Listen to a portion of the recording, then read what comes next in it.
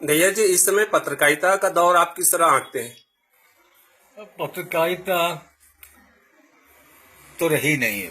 एक तरह से अपन उसको श्रद्धांजलि अर्पित करने की एक स्थिति आ गई पत्रकारिता की, हिंदी पत्रकारिता की। बहुत थोड़े से पत्रकार और बहुत थोड़े से गिने चुने समाचार पत्र रह गए हैं जिनको पत्रकारिता की थोड़ी सी तमीज है। वरना आज तो बाजार से थरथरा रही है पत्रकारिता। राजनीति पूरी तरह से पत्रकारिता पर हावी है। राजनीति किसी भी तरह से पत्रकारों को अपने मन की बात लिखने नहीं दे रही। पत्रकार का मूल बुनियादी दायित्व होता था कि पूरी की पूरी आजादी की लड़ाई हमारी हिंदी पत्रकारिता ने लड़ी मुख्य रूप से।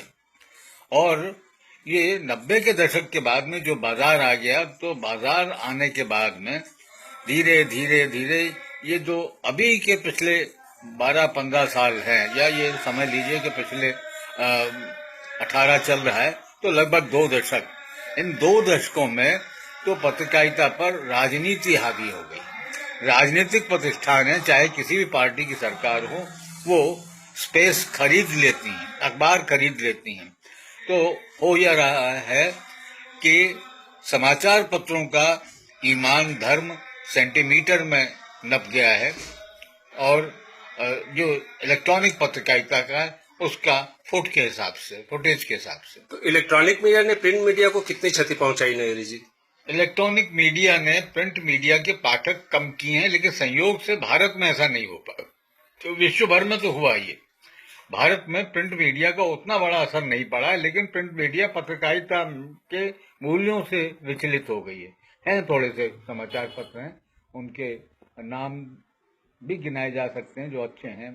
जनसत्ता है, पत्रिका है, कुछ हद तक भास्कर भी बचा है, तो कुछ हद तक, क्योंकि उनको बाजार को साधना है और बाजार साख चाहता है, तो साख के लिए उन्हें साहित्य भी छापना है, पत्रकारिता को भी थोड़ा सा बचा करके रखना है, वरना पत्रकारिता अब रही नहीं।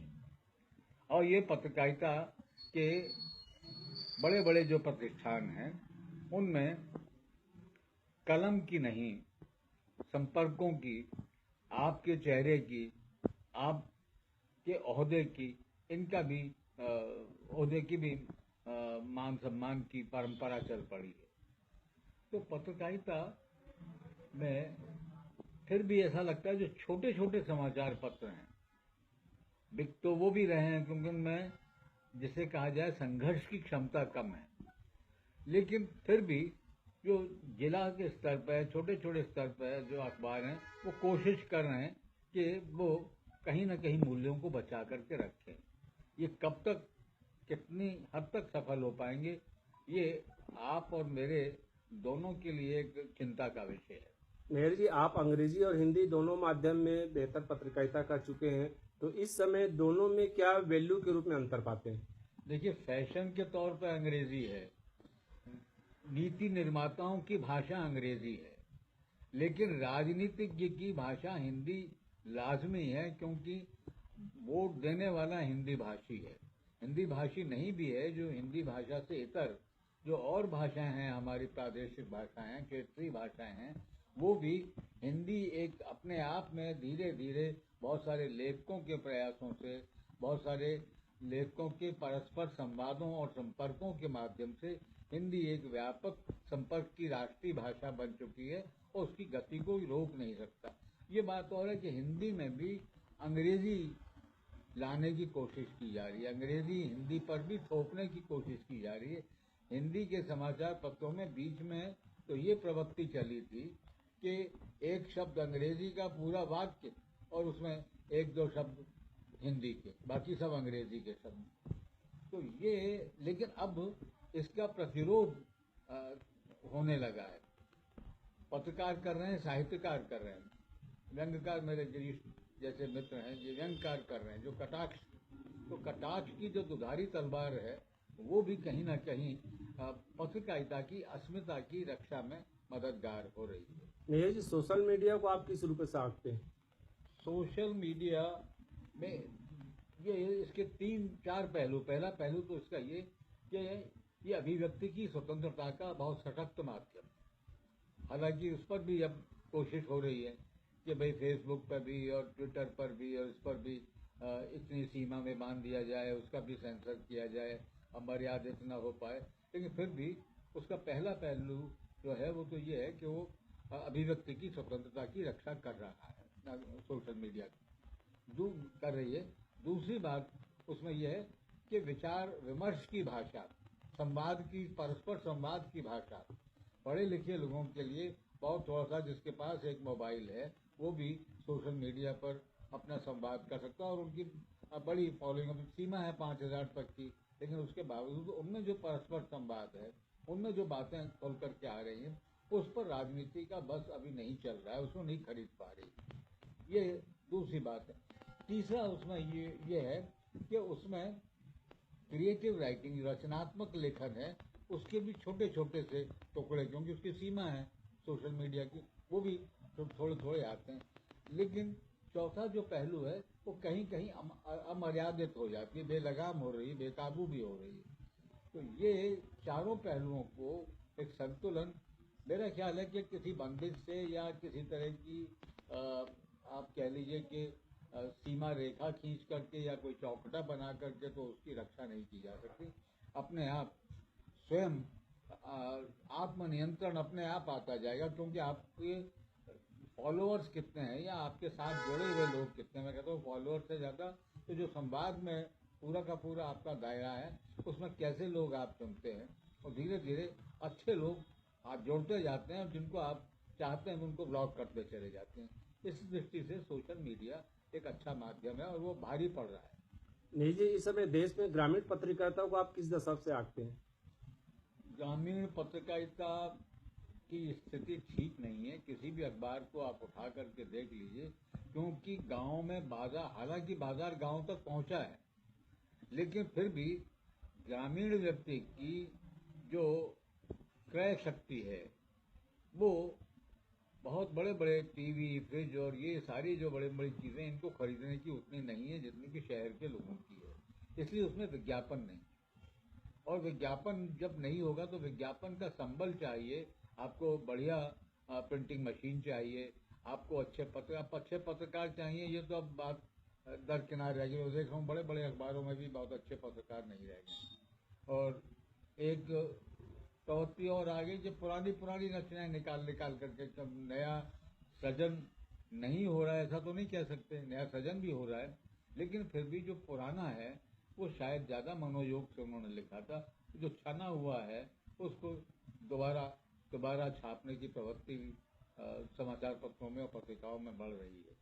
हम देखते हैं कि परसाई को लगातार छापे जा रहे हैं लोग, शरद जोशी को लगातार छापे जा रहे हैं, पुरानी कहानियां छापे जा रहे हैं। आज के युग में भी प्रेमचंद को कहीं ना कहीं उनकी कहानी निकाल करके दे देते हैं। तो ये एक बड़ी द्वंद्व की स्थिति भी है। एक मैं कहता हूँ कि ये फिर भी इसे मैं एक निराशाजनक स्थिति नहीं मानता कि ठीक है, होगा, ये भी होगा, और फिर जो अच्छा है वो अच्छा लिखा जाएगा। अच्छा लिख रहे हैं, हिंदी में अच्छा लिखा जा रहा है, ऐसा नहीं है हिंदी में नहीं अच्छा लिखा जा रहा है, अंग्रेजी से बेहतर लिखा जा रहा है हिंदी में। अंग्रेजी में सीमित है, क्योंकि हम लोग कितने भी बड़े अंग्रेजी दाम हो जाए, मैं खुद अंग्रेजी पढ़ाता रहा हूँ कॉलेज में, अंग्रेजी में हमें से नौकरी मिली मुझे, लेकिन वो मेरी आजीविका के लिए ली मैंने। अभिव्यक्त तो मैं अपने आप को हिंदी में करता हूँ, अंग्रेजी में भी अगर मुझे एक पैराग्राफ कभी लिखना है तो हिंदी में ही सोचता हूँ। और यही होता है कि वो मेरी जो अंग्रेजी है उसको वहाँ के जो लोग हैं वो कहेंगे नहीं साहब ये हमारी अंग्रेजी नहीं, ये तो हिंदुस्तानी अंग्रेजी है। मेहर जी, आप कई वर्षों तक संपादक रहे हैं, तो इस समय संपादक की क्या स्थिति देखते हैं? क्या वो विज्ञापन प्रबंधक रूप में हैसियत से काम कर रहे हैं? संपादक की स्थिति ये है कि जो प्रबंधक है वो उसके ऊपर हावी है। प्रबंधक जैसा चाहेगा, जैसा नचाएगा वैसा नाचने को मजबूर है। संपादकों की तीन बड़ी समस्याएं हैं। एक तो उनके सम्मान और उनकी प्रतिष्ठा में क्षरण हुआ है, वो सम्मान वो प्रतिष्ठा उसकी नहीं रह गई जो पत्रकार संपादक की हुआ करती थी। दूसरा, उसका आजीविका असुरक्षित हो गई है। अब तो अनुबंध पे पत्रकार रखे जाते हैं। कोई जमाना था कि पत्रकार के नाम से अखबार को पढ़ा जाता था, खरीदा जाता था, संपादकीय उसके लिए लिखे जाते।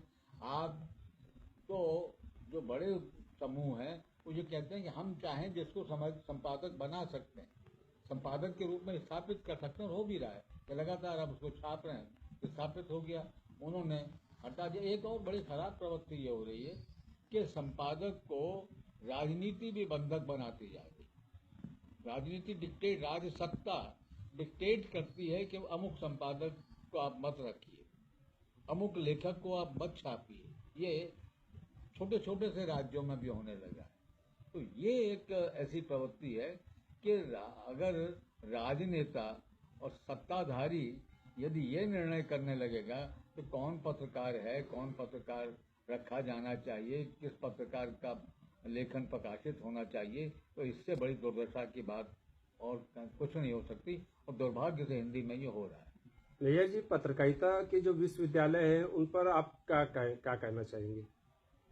पत्रकारिता के विश्वविद्यालय में मुझे बताइए, कुछ थोड़े बहुत नाम लेने के लिए आप, जैसे क्षेत्रीय जो पत्रकारिता के विश्वविद्यालय हैं उनमें तो एक भी बड़ा पत्रकार किसी ने पैदा किया, और रायपुर में कुशाभाऊ ठाकरे पत्रकारिता विश्वविद्यालय, मुझे एक नाम तो बता दिए कितना बड़ा उन्होंने कोई पत्रकार पैदा किया, कोई संपादक पैदा किया। और मैं देखता हूँ कई बार मेरे पास भी आते हैं, उनको भाषा नहीं आती, और स्वयं जो है उनके राजनीतिक नियुक्तियां जब कुलपतियों की होती हैं तो फिर यही होता है। तो कुलपति राजनीति और विचारधारा के आधार पर नियुक्त किए जाएंगे, तो फिर पत्रकारिता में तटस्थता, निष्पक्षता, निर्भीकता आप कहाँ से पाएंगे? नैयर जी, पत्रकारिता पर विभिन्न पुस्तकें आती है, आपने भी कई किताबें लिखी हैं, इस पर आप क्या कहना चाहेंगे? पत्रकारिता पर किताबें लिखी जा रही हैं, अच्छी भी लिखी जा रही हैं। पढ़ता कौन है? उनको दिक्कत तो सबसे बड़े मुझे ये है कि उनको पढ़ने वाले पाठक उनके नहीं है। पत्रकारिता पर पुस्तकें जो पहले लिखी जाती थी अभी भी लिखी जाती हैं, इसको नहीं कि एक मतलब सभी को सभी धान 5 पसेरी तो नहीं कह सकते आप। तो अच्छा भी लिखा जा रहा है, मेहनत भी कर रहे हैं और खूब लिख रहे हैं, अच्छा भी लिख रहे हैं। तो उम्मीद तो बनती है कि पत्रकारिता पर जो लेखन है वो उसमें कुछ परिष्कार आएगा। लेकिन दिक्कत ये है कि आजकल अच्छे पत्रकार ही नहीं चाहिए, तो पत्रकारिता की पुस्तकों का या पत्रकारी लेखन का मूल्यांकन कौन करेगा? नैयर जी, अखबारों में पेड न्यूज के मामले में आपके क्या विचार है? पेड न्यूज को यह इतना धीना पर्दा रहता है, भले लिख दिया जाए कि हम कोई पेड न्यूज नहीं छापते हैं, लेकिन पेड न्यूज छपती है, और चुनाव के दिनों में तो खूब छपती है, क्योंकि जो सरकार का या सत्ताधारी पार्टी का गुणगान करता है उसको प्रोत्साहित किया जाता है। सरकार ने प्रोत्साहन देती है। सरकारों के पास आज क्या है कि विज्ञापन के दो ही माध्यम हैं, एक तो बाजार की जो प्रोडक्ट्स हैं, बाजार के जो उत्पाद हैं उनका विज्ञापन, दूसरा सरकारों के विज्ञापन। बहुत बड़ा माध्यम जो है आय का वो सरकारी विज्ञापन हो गए। तो इसलिए निर्भरता है, जब आप विज्ञापन लेंगे, जब आप पैसा लेंगे, आप तो स्वाभाविक रूप से आपको उनकी बात ना भी आप माने तो उनको नाराज करने की आप जरूरत नहीं करता। इस समय ये भी प्रवृत्ति देखी जा रही है कि जो अच्छे संपादक हैं या अच्छे पत्रकार हैं उनको राज्यसभा में भेजा जा रहा है और उससे अपना राजनीतिक दोहन किया जा रहा है, इस पर क्या कहेंगे? नहीं, राजनीति का औजार बनाया जा रहा है दोहन नहीं, वो खुद ही तो जब खुद ही तैयार हैं, जैसे वो पुराना हम लोग गाना सुने, बोलो जी तुम क्या क्या खरीदोगे, बाबूजी तुम क्या क्या खरीदोगे, तो बिकने को, और जो बिक गया वो खरीदार नहीं हो सकता, तो बिकने को खुद ही तैयार हैं। एक उसका शेर है बहुत मजाज का, हुस्न जलवा दिखाने, हुस्न खुद बेताब है जलवा दिखाने के लिए। तो अब जब ये खुद ही बिकने के लिए तैयार हैं, तो इश्क का ज़ौक़े नज़ारा मुफ्त में बदनाम है, हुस्न खुद बेताब है जलवा दिखाने के लिए। तो ये उसने बहुत पहले, आज से 70 वर्ष पहले लिखा था उसने, कि हुस्न का ज़ौक़े, इश्क का ज़ौक़े नज़ारा मुफ्त में बदनाम है, हुस्न खुद बेताब है जलवा दिखाने के लिए। एक उनका और शेर है, तौबा तौबा हुस्न की सप्लाइयाँ, इश्क को आने लगी उबकाइयाँ। अब ये इस तरह से अगर आप अपने आप को परोस रहे हैं तो फिर पत्रकारिता की प्रतिष्ठा कहाँ रह जाएगी। हैं थोड़े से लोग हैं, लेकिन वो सिमट करके रह गए हैं। जो मूल्यों के साथ बंधे हुए हैं बिल्कुल सिमटते जा रहे हैं या खुद अपने आप को समेटते जा रहे हैं। आजकल तो सरकारी अफसर आपके पास गणिकाओं जैसे पत्रकार भेजते हैं, आपसे बात करेंगे, आपको टेप करके ले जाएंगे, वहां पर साहब इतने में भी खरीद लेंगे। तो मेरे पास कई बार मैंने बेच किसको बेचना है, क्या बोलना है बता दे, तेरी रोजी रोटी चल रहा है। तो ये एक बड़ी खराब प्रवृत्ति हुई है और छत्तीसगढ़ में भी है, दुर्भाग्य से।